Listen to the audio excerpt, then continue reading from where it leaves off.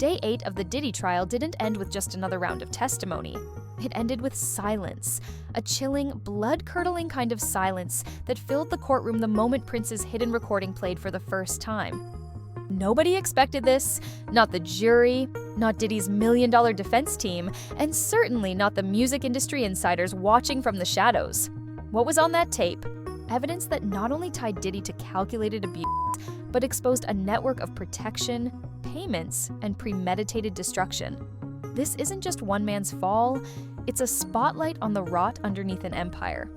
And what's unfolding in court is beginning to shake Hollywood's most untouchable names. Because once you hear what Prince recorded, there's no going back. Let's break it all down. The first Diddy party I went to was at Prince's house. So you want to go to Prince's house to the Diddy party where Tyrese is performing and Demi Moore and Ashton Kutcher are swinging on swings. That is what's happening on the other side of the wall. And so the one thing that makes this party different than a Jamie Foxx party or any other celebrity party that wrangles a bunch of young women or guys or whatever too, is that Diddy didn't let you bring your security in the party. That is the one thing that I thought was odd because, you know, I came one time with my security and no other security other than Diddy's security is allowed to be inside the building. I mean, I saw Jay-Z and TD Jakes in there, every major celebrity you can think of who may or may not get along may be on the other side of that gate with no security. And so now as you see this unfold, my wonder is, well, why weren't people able to have their protection? The courtroom was tense, but no one expected what came next. When prosecutors played a recording discovered in a forgotten folder within the case's digital archive, the name that emerged wasn't a whistleblower, victim, or investigator. It was Prince. Not in song, but in warning. The audio wasn't some vague statement or a cryptic threat. It was a precise, calculated takedown. Between Diddy and several individuals who were allegedly paid for their silence. Prince mentioned specific amounts, $2 million to one person, $1.3 million to another, that perfectly matched financial records the prosecution had presented earlier in the trial. I've seen the payments, Prince stated. I've seen the NDAs they signed. This isn't just rich people behaving badly. It's systematic and calculated. The precision of Prince's knowledge suggested he had access to information that only an industry insider could know. As the recording continued, Prince's voice grew more somber. I'm making this recording because I'm afraid to speak out publicly. The power structure in this industry protects people like him. Nobody wants to believe what happens behind closed doors. The recording ended with words that sent chills through the courtroom. If anything happens to me, make sure this gets to the right people. This isn't just about protecting myself, it's about protecting everyone who hasn't been able to speak. Prince described in chilling detail how a powerful figure in the industry had been operating far beyond the veil of celebrity. He mentioned private parties where no outside security was allowed, a red flag for anyone in Hollywood, and said, these events were designed not for celebration, but for control. Guests weren't invited, they were selected. Surveillance wasn't banned by accident, it was banned so Diddy's team could operate freely, with full command over who saw what. And most disturbing of all, Prince claimed to have direct knowledge of 7-figure hush payments. I've seen the NDAs, he said. I've seen the money move. The tape painted a picture of someone who wasn't just part of the entertainment world. He was trying to burn down the illusion from the inside. But what made the moment unforgettable was the final message. If anything happens to me, don't let this die. That single line shattered the illusion of safety that surrounded the courtroom. Suddenly, this wasn't about rumors or tabloids. It was about a dead man's voice echoing across time, trying to warn the world before it was too late. But if Prince was trying to sound the alarm, it was because he knew what the industry was too afraid to say out loud, that some secrets are guarded with silence, and some survivors are left to scream into the void. And that brings us to the next moment in court, one that didn't just leave the room shaken, but left it haunted. When Cassie took the stand, the courtroom atmosphere shifted from tense curiosity to visceral discomfort. This wasn't a celebrity reciting rehearsed lines or leaning into vague allegations. This was a woman reliving the most dehumanizing chapters of her life, frame by frame, and daring the world to look her in the eyes as she did it. Her voice was steady, but her words shook the room. Cassie testified that the abuse wasn't something hidden behind closed doors. It was public, deliberate, and orchestrated to ensure no one around her ever thought to intervene. She spoke of nights where she was dragged, beaten, humiliated, all while people stood by. And not just anyone. According to her, recognizable faces like Usher were present, watching as it happened. These weren't whispers behind curtains. They were blows struck in front of silence. But the most disturbing moment came not from Cassie's words, but from a recording played in court, one that few were prepared for. It was raw audio from an alleged freak-off encounter, and in it, Cassie's screams could be heard echoing from another room. And there was a shocking recording played in the courtroom today. I don't know in the courtroom if there was a reaction, but kind of give the context to that and what the reaction was. One of the things that the government keeps bringing up is that Cassie felt like she was being blackmailed by Combs, that he had videos of these drug-fueled sex parties known as freak-offs, and that he threatened to release those videos publicly, and that at one point he even showed them to people, and that this was to embarrass her, to silence her, and to force her to keep having freak-offs, that he hung it over her head. And in one shocking moment today, I was in the courtroom. They actually played audio of Cassie screaming at a man named Sujit. This was after she had learned that he might have actually seen one of those freak-off videos. But in that audio recording, that Cassie actually was the one who recorded herself talking to Sujit. In this recording, she is screaming at him, saying that she'll kill him, or that she'll have someone else take care of him and kill him. And it's a different side of Cassie that really none of us have ever heard before. I definitely don't think it's the last time that we're going to hear that audio recording. I think at some point we'll see the defense or even the prosecution circle back to that. The overall vibe today in the courtroom is that Combs' defense team is struggling. There's a lot of stopping and starting because the prosecutors are constantly objecting to the evidence that they're trying to admit. The judge is even getting frustrated at one point, saying that we need to set ground rules. No visuals, no camera, just the sound of a woman pleading for help while background chatter continued as if nothing was happening. Prosecutors used this to support her claim that she had been filmed during sexual acts without consent, and that those tapes were used to control her. He showed them to people, she said. He said if I left, he'd make sure the world saw them. What became clear wasn't just the horror of the events themselves. It was the architecture of control built around them. A calculated system of fear and shame meant to keep her quiet and compliant. She told the jury she felt like an object, passed around, a piece in a game where the rules were written by one man and everyone else played along or disappeared.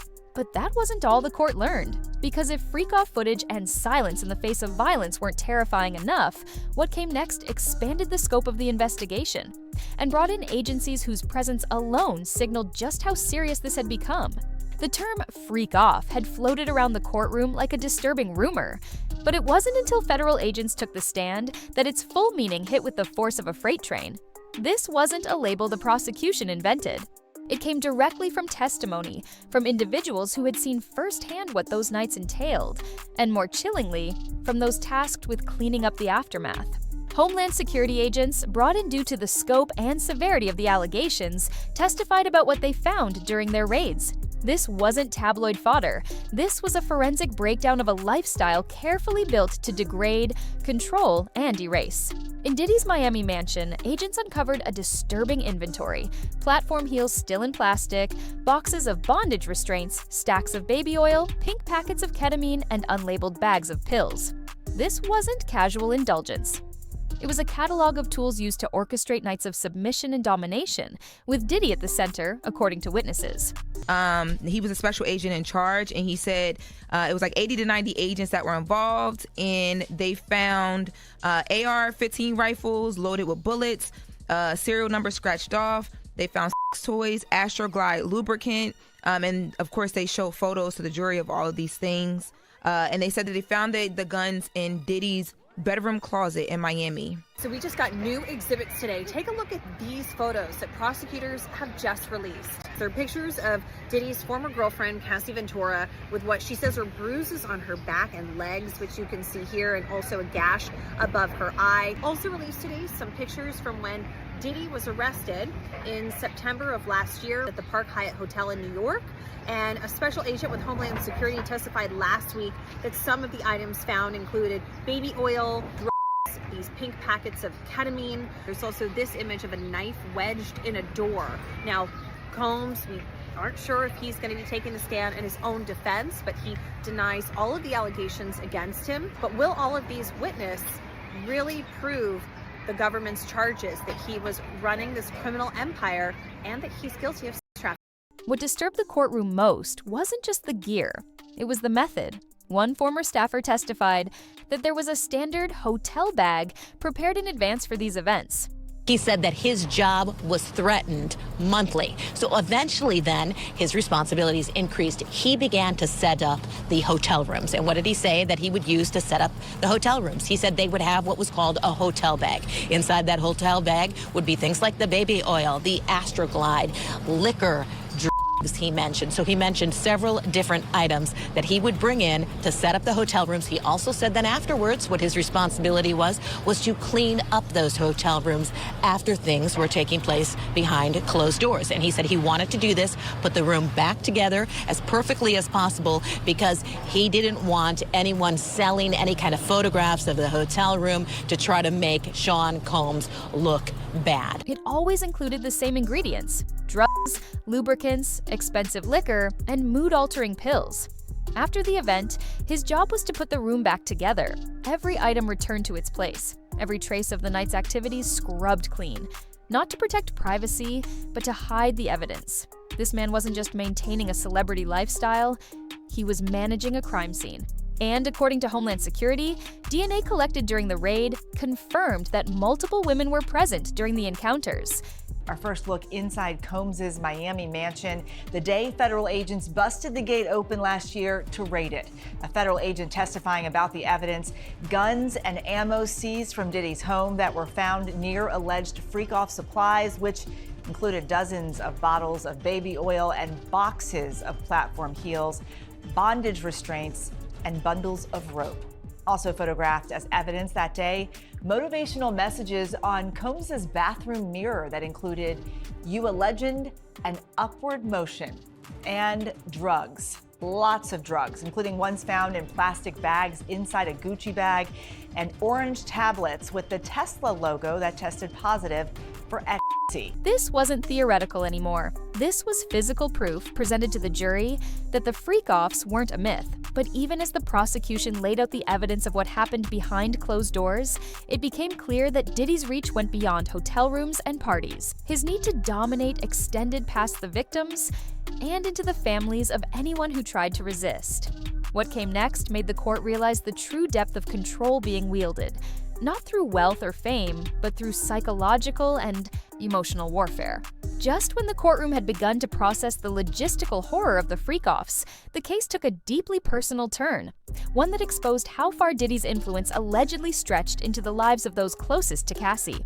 Her mother, a woman who had kept mostly silent until this moment, stepped into the witness box and gave a testimony that pierced through legal jargon and expert analysis. This wasn't about DNA, recordings, or private parties. This was about a mother being forced to choose between her daughter's dignity and public humiliation. With a trembling voice, she told the court that Diddy demanded $20,000 to suppress one of the tapes he had, a freak-off video featuring Cassie. And it wasn't Cassie he went to. It was her mom, a deliberate tactic meant to cut even deeper. The emotional manipulation was surgical. Cassie's mother, desperate and terrified, took out a loan to make the payment, not to protect herself, not to buy silence, but to save her daughter from being globally shamed and further traumatized. They brought in Cassie's mom. She was on the stand today as well. She talked about having to take out a $20,000 loan just to prevent Diddy from putting out a sex tape that involved her daughter, Cassie. Talk about some of those details that we heard as well. I mean, for any mother, this has to be a nightmare situation. That's exactly right. And I think that was, you want to talk about effective and non-effective testimony. I think that was a very effective because, again, to go back to what the defense is trying to paint here, that this was Cassie and she knowingly and wittingly went along with these things. But to hear mom say, look, I had to go and I had to come up with this money so I could pay Diddy to protect my daughter. That goes against what the defense has said. And it, I think, shows that you've got somebody who was very worried about some of this material being seen by the public. And that doesn't sound like somebody who wittingly went along with some of the things that she was asked by her boyfriend to do. So I think that was very powerful testimony. And it certainly goes to show what the prosecution prosecution is trying to say, that again, that Cassie was coerced into doing these things, and she was message that if you don't do what I want you to do, me being Diddy, then you're going to really have to deal with some very substantial repercussions here. And I think that was the point of Mom's testimony. Absolutely, and that's some of the footage of Cassie's mother leaving the courthouse. This testimony didn't just implicate Diddy as a manipulative abuser, it positioned him as a sadist, someone who not only violated his victims, but used that violation as leverage to devastate their families. According to Cassie's mother, the demand wasn't about money. Diddy didn't need it. It was about power. Humiliating the family, forcing them to kneel, and reminding them that he controlled everything, even their daughter's image. The courtroom, which had already seen photos of bruises, heard screams on audio, and reviewed raided drug evidence, now faced the emotional wreckage of an entire family, financially exploited and emotionally blackmailed. It made one thing chillingly clear. Cassie was never the only target. Her pain wasn't confined to her body or her mind. It rippled out and consumed those who tried to help her. But what made Diddy's actions even more terrifying was that the pain he inflicted didn't stop at emotional manipulation. When Cassie tried to reclaim her life, to simply move on and love someone else, he allegedly responded not with heartbreak, but with fire. The courtroom had already heard about psychological warfare, blackmail, and emotional devastation. But what came next took the conversation from manipulation to full-blown criminal retaliation. When Kid Cudi took the stand, he wasn't there to talk about music. He was there to describe how his life was turned upside down after he made the mistake of getting too close to Cassie. What he shared was the kind of testimony that forces jurors to sit forward in their seats, not because of who he is, but because of how calculated the alleged revenge was. Scuddy had a brief relationship with Cassie Ventura during this time, and Combs allegedly made threats against him because of it. Scuddy testifying that he believes Combs actually broke into his house and testified that a few months later, a Molotov cocktail was placed on his Porsche, damaging his car. He told the jury he reached out to Combs after his car caught fire and described him with his hands behind his back like a Marvel supervillain. Combs has pleaded not guilty to all charges, and his defense team says any sexual encounters were all consensual. Legal contributor Eric Faddis joins me now for more. So, Eric, what do you think? How does Ms. Scuddy's testimony impact Combs' arson charges and the racketeering conspiracy counts that he faces, you think? Yeah, Kira, I think we're firmly moving into RICO territory here. We're getting past some of the sex trafficking allegations, talking about a criminal enterprise that was allegedly engaged in committing crimes. And so Kid Cudi's testimony goes to trying to prove some of those predicate offenses. He says that Diddy and his team burglarized his home after Diddy found out that he was dating Cassie Ventura, and then shortly thereafter blew up his vehicle, which goes to arson. And so that was really the thrust of the testimony. That was the prosecution's purpose for putting him on. There were some points scored by defense as well. It was some colorful testimony. According to Cudi, shortly after Diddy learned about their relationship, his home was broken into. Surveillance cameras had been tampered with. His dog was locked in the bathroom. And most chillingly, days later, his Porsche was destroyed, not by accident, but by fire. Police found evidence of a Molotov cocktail, a crude but deadly homemade explosive, thrown directly into the vehicle through a gash in the convertible's roof. Cudi's account wasn't just a dramatic story. It was supported by photographic evidence, police reports, and the testimony of friends who received frantic calls from Cassie warning that Diddy knew everything. What made the moment especially damning was what came years later. According to Cudi, Diddy apologized for the incident, not directly admitting guilt in court, but acknowledging the fire in a private exchange. So he said that when he got that phone call from Cassie that he sprung into action, although he was confused about why it would matter if Sean Combs knew that he was dating Cassie, because he had no reason to believe that they were still romantically involved. Remember, Kid Cudi had been dating Cassie, he says, for about a year at this point. He went and he got her from her apartment and he took her to the only place he thought would keep her safe, which is the Sunset Marquis. It's a hotel in LA. So in this phone call with Cassie, she says, look, Diddy knows we're dating. He asked for your address. I gave him your address, and I'm so scared right now. So he goes and he picks her up at her place and takes her to the Sunset Marquis Hotel. While they're there, they got a phone call from a friend of Cassie's who said, I'm sitting in front of your house right now, Kid Cudi. Sean Combs and an associate of his are inside your house. And that's when he was like, what is going on? He said he was angry. So he gets in his car. He said it was a Porsche 911 convertible. And on his way to the house, that's when he's starting to get worried about, what am I walking into? Could Combs have weapons? Who else could be there at the house? Could this turn violent? Although he said he did want to fight Combs for breaking into his house. And so he called 911, but he also called Combs and he said, why are you in my house? And he said, I'm on my way. So when he got to his house, Diddy wasn't there. What he did notice was that his surveillance cameras were turned the other way. Some Christmas presents were unwrapped from Chanel for his family. And that also his dog was in a bathroom with the door closed. Last week, we heard Cassie testify about Combs threatening to set fire to his Porsche. Talk to me about what he said inside today about that incident. Kid Cudi and Cassie stopped dating after this whole incident in which Combs allegedly broke into his house. So on this particular night, he's staying at an ex-girlfriend's house. And while he's there, early in the morning, he gets a call from his dog's babysitter who's house sitting for him and says, your car's on fire in the driveway. So he instructs her to call 911. The authorities and the fire department show up at his house, and then he calls a friend to go there and start taking pictures of his car. When he gets there, authorities are already at the scene, and what they find is something called a Molotov cocktail. That was a bottle with liquid in it and a rag that had been set on fire, and somebody had cut the roof of his convertible and dropped it inside. And then we saw pictures of all this damage today, and he said that unfortunately his car could not be repaired. So police collected all of this evidence, and there was some sort of an investigation. But today we heard on cross-examination Brian Steele, who's a very famous attorney out of Atlanta who represented Young Thug in his state RICO case. And he got up there and really tried to poke holes in this idea that Combs was the one who destroyed his Porsche. And he said, look, there was an investigation, nobody was charged, and they even took DNA evidence and fingerprints at the scene. And what connects Combs to this incident, right? Because all we really know is that Cassie said that Combs threatened to do this, but there isn't any security footage. There isn't any proof that Combs either told somebody to do it or actually did it himself. And when someone burns your car, disappears into the shadows, then casually admits it later, the defense has to work overtime to convince the jury that coincidence played a role. This wasn't an impulsive outburst. It was, if proven true, an act of intimidation with clear intent, to make sure no man ever felt safe dating Cassie again. But that arson wasn't the end of Diddy's attempts to erase resistance. If physical violence didn't work, fear would.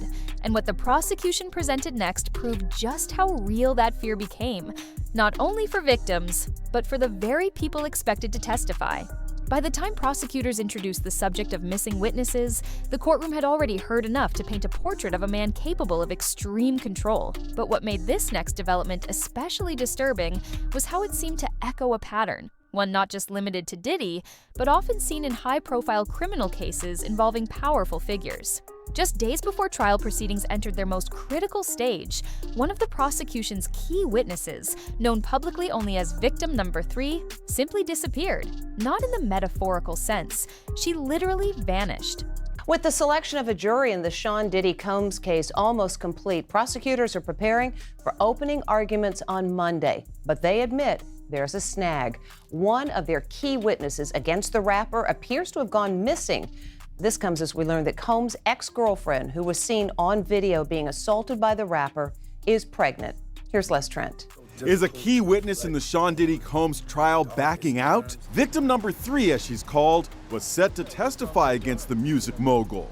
The name of victim number 3 was going to be revealed when she took the stand, but the woman has apparently gone missing, and prosecutors say they've been unable to reach her. People just get nervous, and this person could just be nervous and just has had second thoughts. If the prosecutor can't find this witness, how might it affect the case?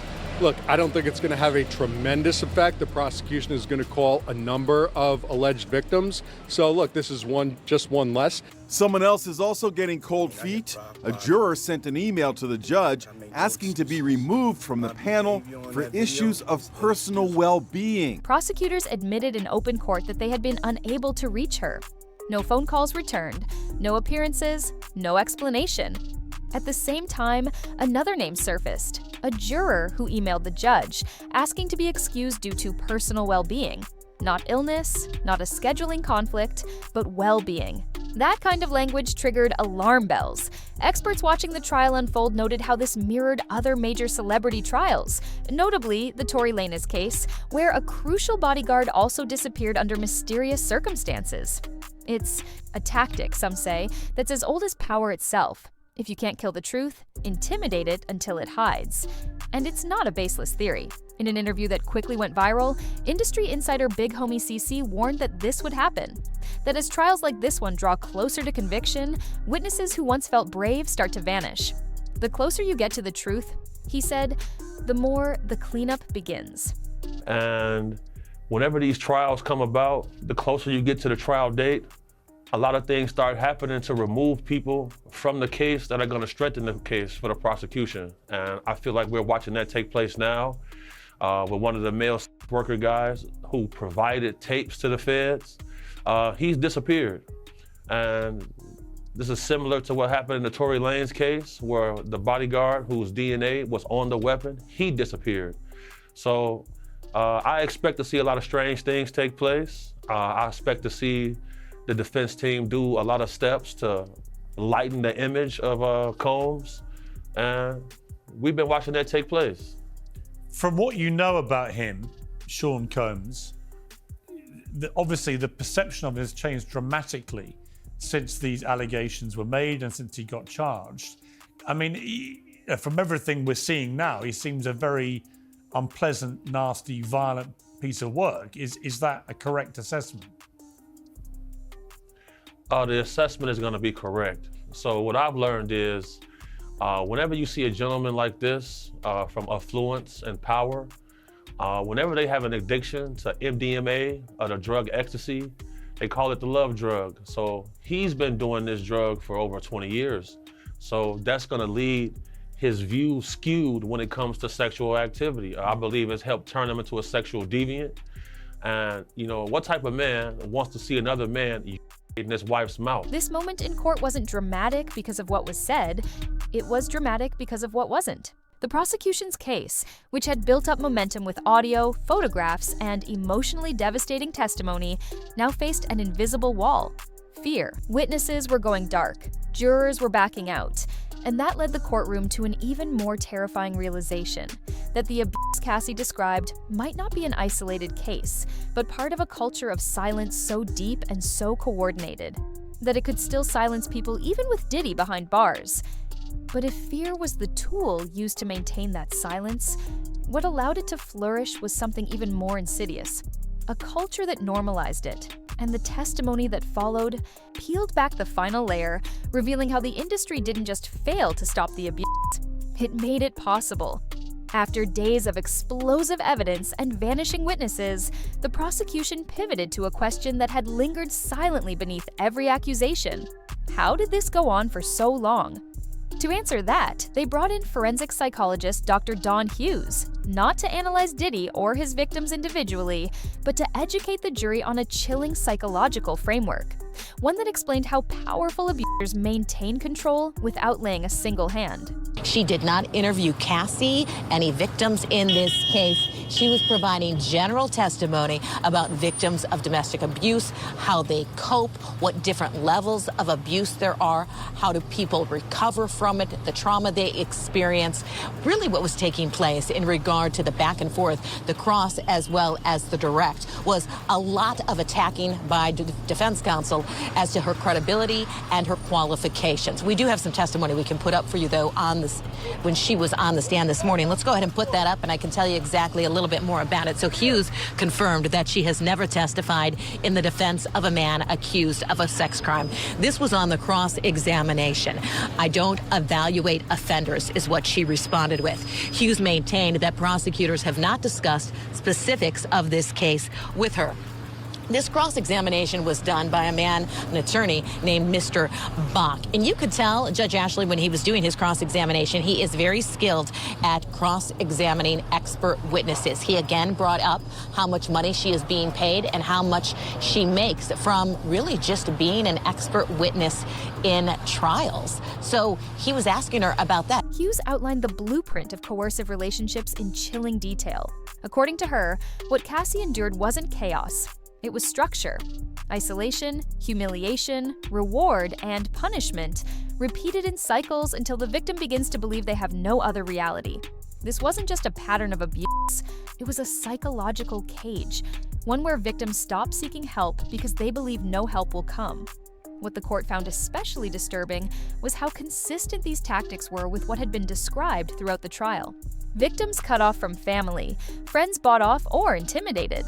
A revolving door of celebrity enablers who turned away or stayed silent, either out of loyalty, fear, or profit. Hughes didn't speak Cassie's name, but everything she described mirrored her experience. And while Diddy's defense team tried to counter this with a revelation that he had been diagnosed as bipolar and struggled with anger, Hughes cut through that narrative with calm precision. Mental illness, she explained, does not cause calculated abuse. It may explain emotional volatility, but it does not explain systemic control over years, the weaponization of sex, or the emotional and financial coercion used to keep victims compliant. But something interesting came up was when Combs' defense team referenced his bipolar disorder, and that's really the first time that we're hearing that he might actually have a diagnosed clinical condition. We know that he has talked about his temper, his mood swings. I mean, that's how he got his nickname, right? Puffy, because he huffs and he puffs. But it's no laughing matter. We know that he's capable of incredibly terrifying violence. Just take a look at that 2016 security footage of Cassie being brutally beaten by him. And so, now we're learning that perhaps he might have been on medication. He sought treatment, and he may have bipolar disorder. What truly rattled the room was the implication that this wasn't about one man's downfall. This was a culture problem, an industry problem. For decades, Diddy hadn't just evaded accountability, he had been insulated from it. Not because no one knew, but because no one dared. And now, with the world finally listening, it became clear that the trial wasn't just exposing crimes, it was exposing complicity. Everyone who stayed silent, everyone who made excuses, everyone who looked away. But the walls were closing in. Because if you expose a pattern of silence long enough, the system built to maintain it begins to crumble. And that set the stage for what prosecutors hinted could be the most damning phase yet: the legal transformation of this case from a personal scandal into a federal conspiracy. With each new testimony, the prosecution moves deeper into RICO territory, aiming to prove Diddy didn't act alone, but led a criminal enterprise. His past, his parties, even his entourage are now under scrutiny. Former lovers, assistants, even celebrities may be called to testify, but whether or not Diddy takes the stand himself, one thing is clear: the walls are closing in. The question is no longer if Diddy did these things, but how far the rot goes. Prince warned us, Cassie begged for help, and now the recordings, the testimonies, and the evidence are speaking louder than ever. This isn't just about Sean Combs. This is about a machine that protected him, and others like him, for far too long. But the silence is breaking. And with every name exposed, with every tape played, the cracks spread wider. This trial may just be the beginning. If you found this video eye-opening, hit that like button, subscribe, and tell us your thoughts below. We'll be following every leak, every disappearance, and every shockwave this case sends through the industry. Stay aware, stay questioning, and never look away.